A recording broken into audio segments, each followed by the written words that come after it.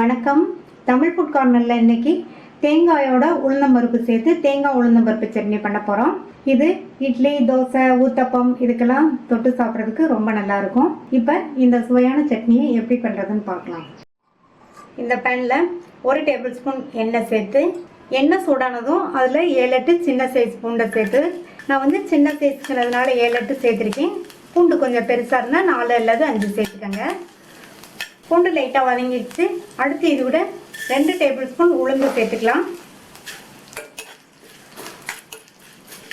இப்போ உளுந்தோட கலர் வந்து லைட்டாக மாறி இருக்கு.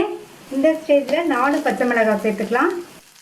10-12 போல் கறிவேப்பிலை இலைகள், கொஞ்சமாக கொத்தமல்லி இலைகள், ஒரு சின்ன கோழி குண்டு சைஸ் அளவு இருக்கும் இந்த புளி, அதை சேர்த்துக்கலாம்.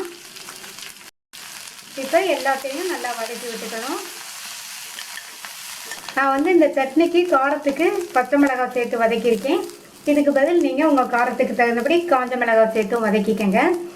இப்போ பருப்பும் நல்லா பொன்னிறமாக வறுபட்டுருச்சு. நம்ம சேர்த்த மற்றதும் நல்லா வதங்கிடுச்சு. இதை இறக்கி வச்சு ஆற விட்டுறலாம். வதக்கி வச்சதெல்லாம் நல்லா ஆறுனதுக்கப்புறமா இந்த மிக்ஸி ஜாரில் சேர்த்துட்டு, இது கூட 1 கப் தேங்காய் துருவல், சட்னிக்கு தேவையான அளவு உப்பு, தேவையான அளவு தண்ணி சேர்த்து லேஸ் கொரகொரப்பாக அரைச்சிக்கணும். இந்த சட்னி லேஸ் கொரகொரப்பாக அரைச்சாதான் நல்லாயிருக்கும். அரைச்ச சட்னியை இந்த பவுலுக்கு ட்ரான்ஸ்ஃபர் பண்ணிவிட்டு தாளிப்பு போட்டுடலாம். 2 டீஸ்பூன் எண்ணெய் சேர்த்துருக்கேன். எண்ணெய் சூடானதும் அதில் 1/2 டீஸ்பூன் கடுகு, 1/2 டீஸ்பூன் உளுந்து, கறிவேப்பிலை, ஒரு கட் பண்ண காஞ்ச மிளகாய், தாளிப்பை இந்த சட்னியில் சேர்த்துடலாம்.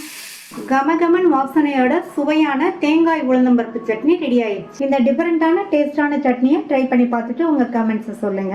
இது வரைக்கும் தமிழ் ஃபுட் கார்னர் சேனலை சப்ஸ்கிரைப் பண்ணாதவங்க சப்ஸ்கிரைப் பண்ணிட்டு பக்கத்துல உள்ள பெல் பட்டனையும் கிளிக் பண்ணிக்கோங்க. தேங்க்யூ.